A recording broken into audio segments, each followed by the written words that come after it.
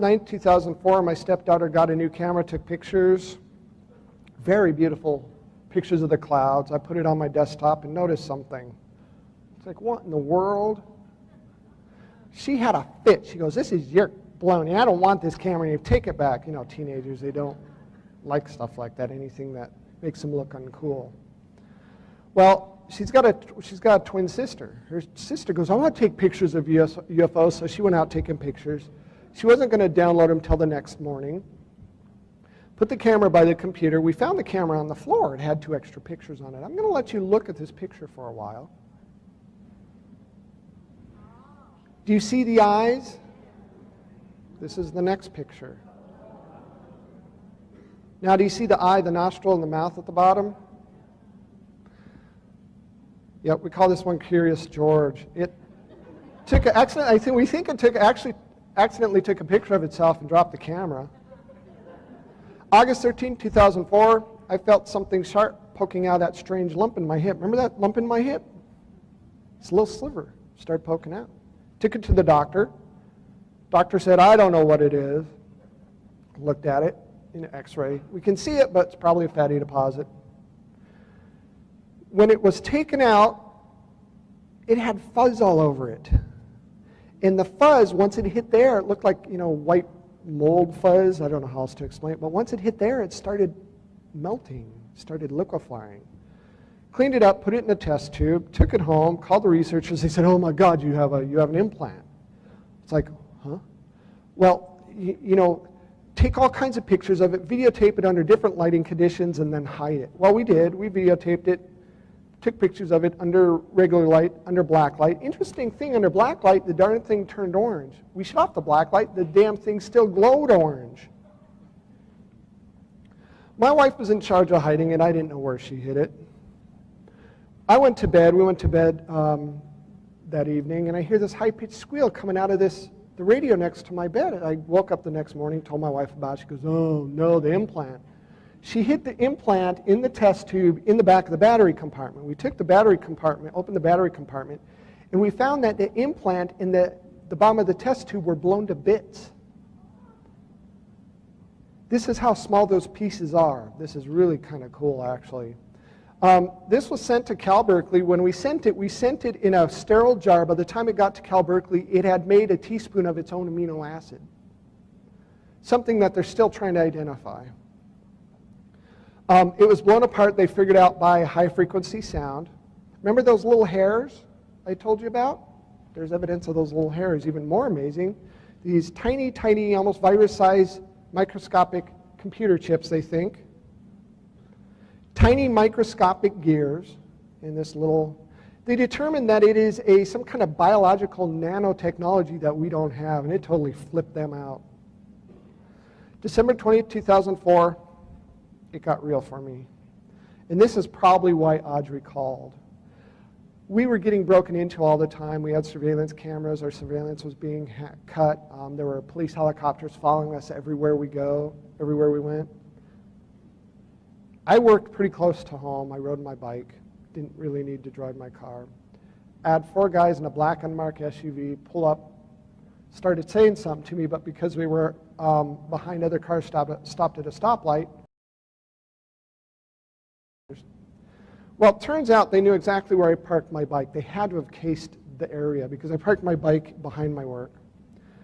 They cut me off and they said, you need to keep your mouth shut. I said, I didn't say anything to you. They said, you know what we're talking about. And I could hear them talking about the ET stuff. I said, look, guys, this isn't my fault. I'm not going to stop talking about it.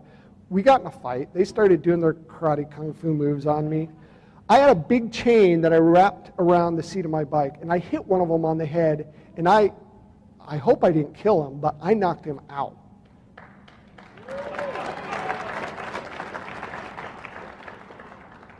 I felt a tickle on my back, and I hit the dirt. They actually tased me. By the time the police got there instantaneously, people were driving by as this was happening. One guy even tried to follow this black SUV, but they sped away. This is what I ended up with, a broken nose and a broken wrist from the experience. January 24th, 2005, startled awake by a high-pitched sound. Remember that weird orb we saw in our video, in that surveillance video? This time I saw it with my own eyes 3 feet from my head when I woke up, and I went, oh, I swore. I went, oh, crap. And the thing just darted out the room. I got my video camera, and I went looking for it, and it is, can't see it very well. You'll see it come from the left bottom to the right upper very fast, and I slow it down, and then it comes back the opposite direction, kind of slow. See it? And I have no clue what I just saw. None whatsoever. Holy. I don't know what that thing was, but I saw it with my own eyes, and I go, oh, crap, what is that? What the hell was that? Well, I realized that I had surveillance surrounding the house. I looked at the surveillance video, and this is what the surveillance camera picked up.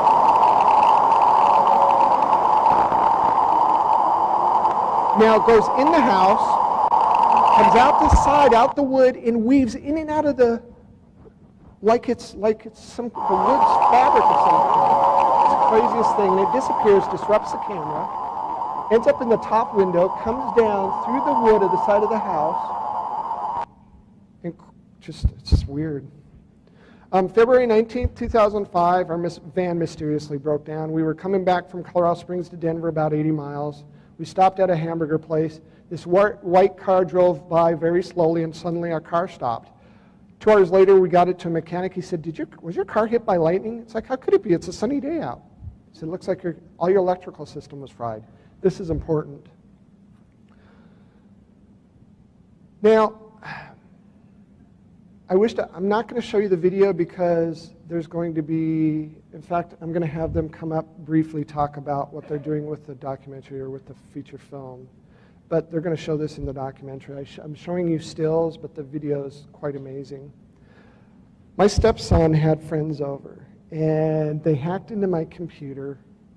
My computer was always being hacked into, and it was about 12 o'clock at night, I'd say, and I woke up because I heard a noise, and I'm, opening my eye, just sitting there, and I see this naked figure run into the kitchen. My stepson had friends over, sleeping over. I'm thinking, what in the world kind of dare is this? I was going to get my camera and blackmail him.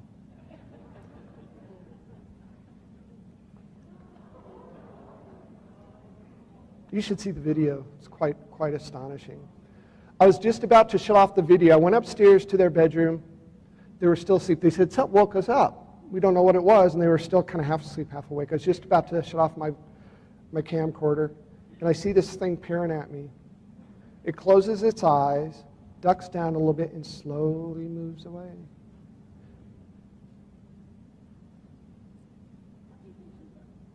Here, I'll do it again so you can see it. Closes its eyes, ducks down, and slowly moves away. I went from the kitchen to the dining room, back to the kitchen, back to the dining room. When I go to the kitchen the last time, there are 5 flashes of lights on the windowsill. I woke up on the ground 45 minutes later, the same time my camera started up by itself. Only remember seeing flashes of lights. I had no idea that I just had an experience with a little guy. I had to look on the videotape to remember what happened, and I still kind of don't remember. My surveillance cameras didn't work. Couldn't figure out why. It's like, yes, we got one of them on camera. Well, I went to go check out these $500 a piece VCRs that were installed, and there was a burn mark in the top of the first one, in the bottom, into the next one, through the cupboard, out the side. We don't know how they did it, but we opened the VCR, and see that top left one?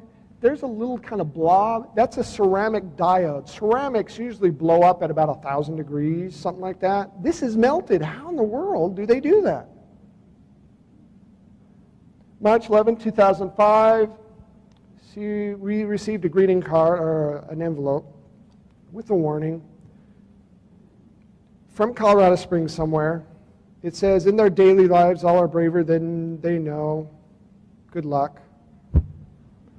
I've got to find my glasses wherever they are, or else I can't read this thing. It says, we have gone to We have gone to great expense getting this to you. Maybe now you will believe that you must move. Do not release this to the public or contact anyone involved for your safety and ours. There's a government document with my name on it, top secret document. Department of Air Force Intelligence, be advised, we expect Romanek to have a visitor soon. We will try our best not to miss it this time. Their closeness proximity is convenient to say the least. Also, HPM worked, van incapacitated. Mr. Romanek is smart and has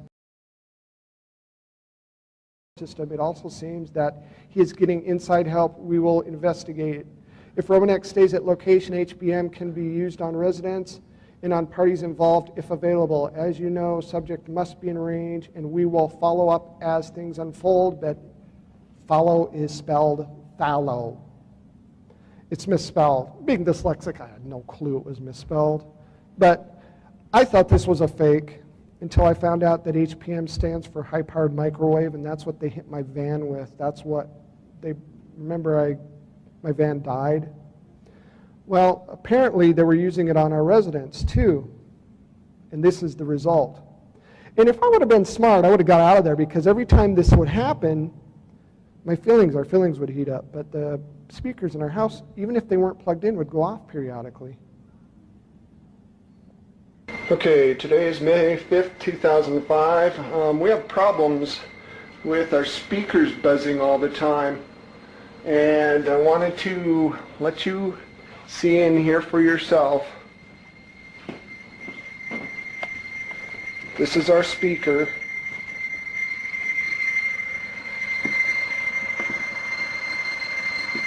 And that's, the speakers are off, completely off. There's no light. Go to the other one.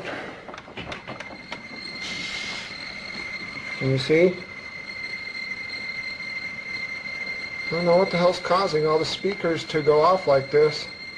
All right, I'll go downstairs so you can hear the speakers downstairs.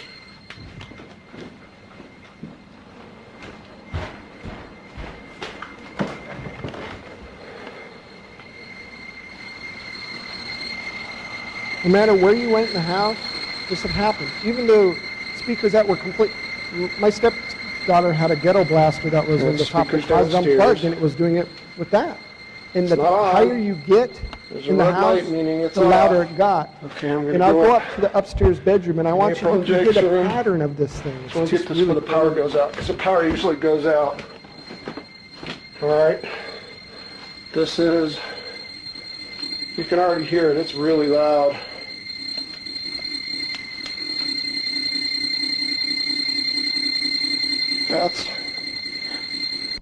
They were hitting our house with high-powered microwaves.